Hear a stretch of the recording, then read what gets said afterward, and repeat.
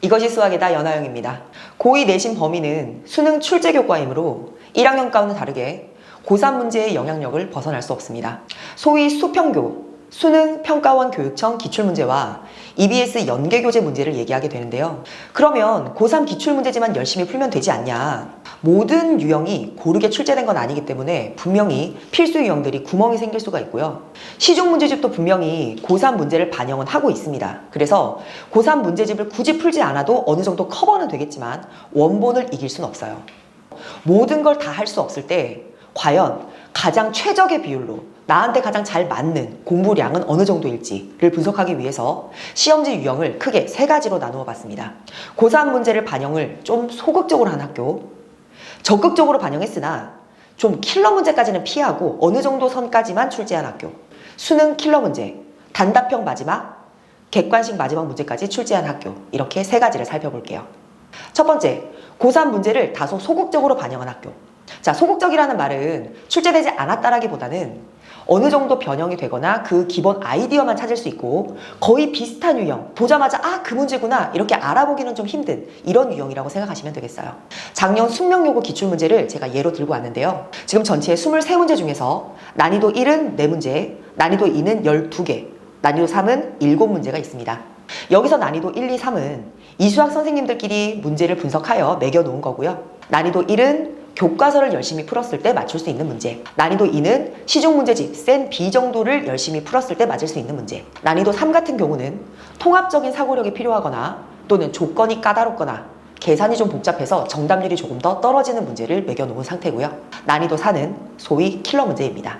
이 시험지에서는 고3 문제집, 자이스토리나 마플 수능 기출, 마더텅 등등 이런 문제집들을 굳이 풀지 않아도 다른 친구들에 비해서 유난히 못 풀 것 같은 문제는 사실 보이지 않아요. 다만 풀었을 때 좀 도움을 받을 수 있는 문제는 보이고 있습니다. 2문제 정도가 보이고 있는데요. 7번 같은 경우는 실제로 이렇게 지수를 가지고 푸는 문제들은 꽤 많았어요. 시중 문제집에서 꽤 보이고 있지만 최근 몇 년간 EBS 연계교재에서 충분히 연습을 시키려고 하는 의도가 보였었기 때문에 만약에 고3 문제들을 좀 충분히 접했다면 아, 맞아, 이 문제 참 자주 나왔었는데 좀 열심히 공부했을 가능성이 크고요. 22번 같은 경우에도 이렇게 절대값이랑 활용된 지수 로그 그래프 활용 부분은 상당히 많이 나오고 있었으므로 역시 이 부분도 그냥 문제집을 쭉 풀었을 때보다는 조금 더 빈도에 체감을 하고 더 열심히 공부했을 가능성이 크다고 생각이 됩니다. 자, 2번째, 고3 문제를 꽤나 적극적으로 반영한 시험지 중에서 그래도 킬러 문제를 빼고 어느 정도 공부를 했을 때 맞추기가 좀 쉬운 그런 문제들로 구성된 시험지 유형, 작년 경기여고 시험지입니다. 자, 21문제 출제됐고요. 난이도 1은 4개, 난이도 2는 17문제, 난이도 3은 현재 보이지 않고 있는데요. 여기서 절대로 착각하시면 안 되는 게 시험지가 굉장히 쉬웠구나, 아니에요. 절대적인 난이도는 실제로 높으나 워낙 많이 노출되는 문제다 보니까 아이들이 열심히 공부를 해서 정답률이 올라갔기 때문에 선생님들이 난이도를 2로 체크한 것 뿐입니다. 실제 난이도는 꽤 높은 문제도 많습니다.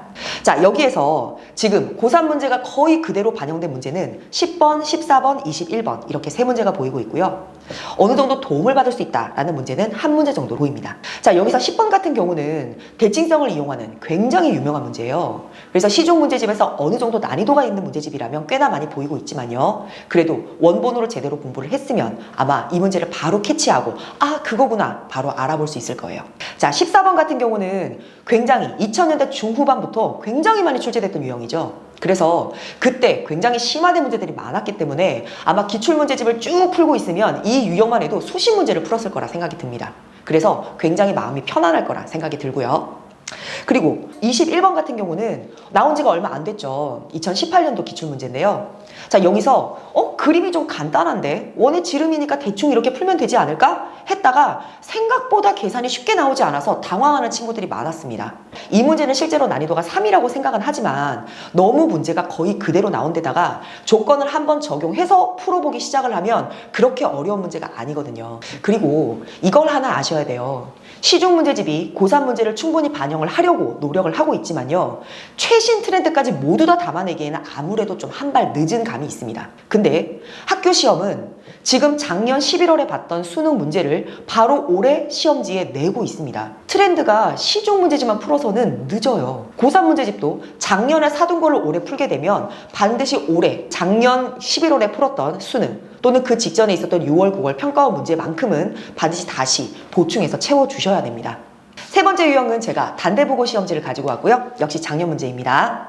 난이도 1, 6문제, 난이도 2, 13문제, 난이도 3은 5문제가 출제가 됐고요. 여기서 현재 수능 킬러 문제가 2문제나 나타나고 있습니다. 자, 15번 같은 경우 21년 9월 평가원 문제고요. 객관식 마지막 문제였습니다.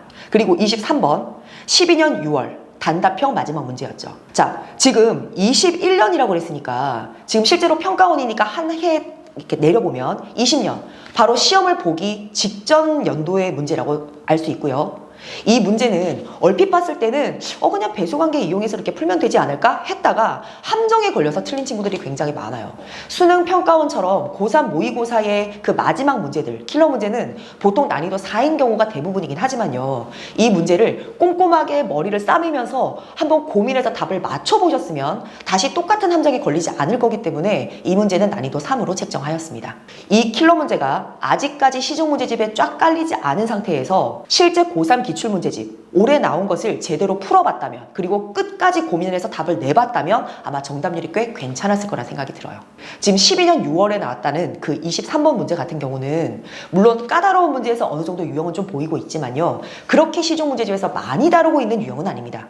고3 기출문제집으로 열심히 고민해서 푼 친구들은 이거구나, 이거 풀었던 거 있는데 라고 생각을 했겠지만 아닌 친구들은 아마 이 문제를 처음 보거나 좀 비슷하게 조금 더 쉬운 문제만 봤을 가능성도 있을 수 있습니다. 자, 세 가지 유형 살펴봤으니까요. 이제 어떤 비율로 공부하는 것이 좋을지에 대해서 같이 얘기해 보겠습니다. 최상위권을 유지하고 싶거나 최상위권으로 도약하고자 하는 친구들은 고3 기출문제집과 시중문제집, EBS 연계 문제, 그 어떤 것도 버리면 안 된다고 생각합니다. 고3 기출문제집, 어지간한 킬러 문제까지 모두 다 완벽하게 2회도 이상 해주시고요. 시중문제집은 모든 유형이 깔끔하게 차이는 완벽하게 모든 공부를 할 수 있는 문제집 하나와 난이도가 높은 문제집 한두 권 이상 추가해 주시고요. EBS 연계 문제까지 다 풀 시간이 좀 부족하다면 테스트나 프린트의 형식으로 선생님의 도움을 받아서 같이 병행을 해주시면 가장 좋다고 하겠습니다.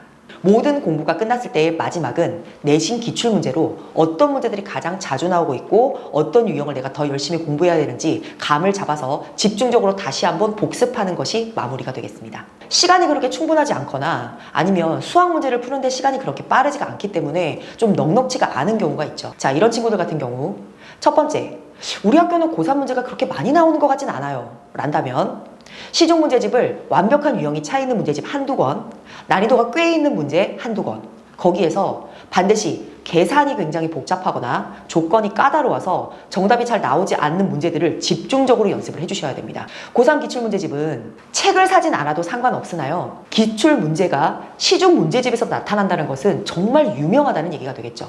그 문제는 반드시 원본을 풀어보시길 바라요. 자, 이제 고3 문제가 적극적으로 반영되는 학교를 얘기해 보겠습니다. 자, 적극적으로 반영은 되는데 그렇게 어려운 문제가 나타나는 것 같지는 않아요.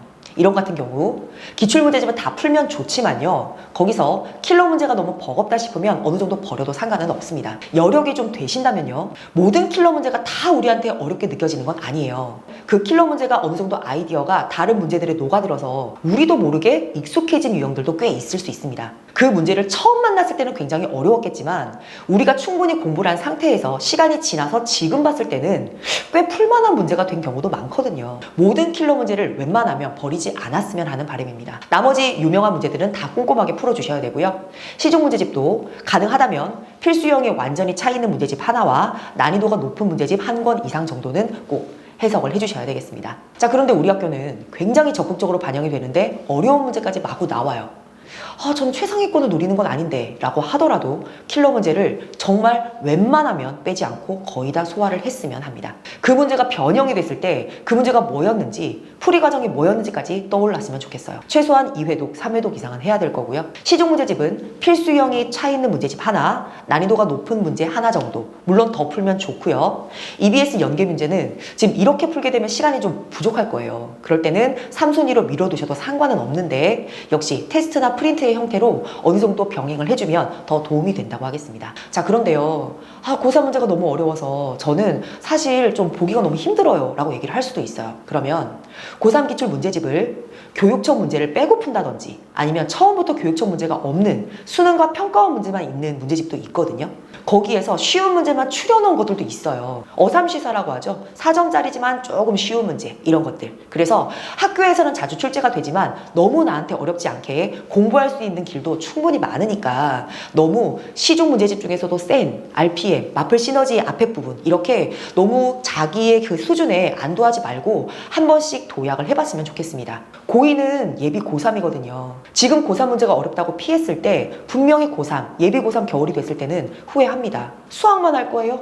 할 게 너무 많잖아요. 지금 내신 공부를 할 때 당장 나한테 너무 어렵고 버겁게 느껴지더라도 지금 2학년과 3학년을 통째로 생각했을 때는 분명히 지금 하는 공부가 여러분들의 피가 되고 살이 됩니다. 여러분들의 2학년 첫 시험 응원합니다.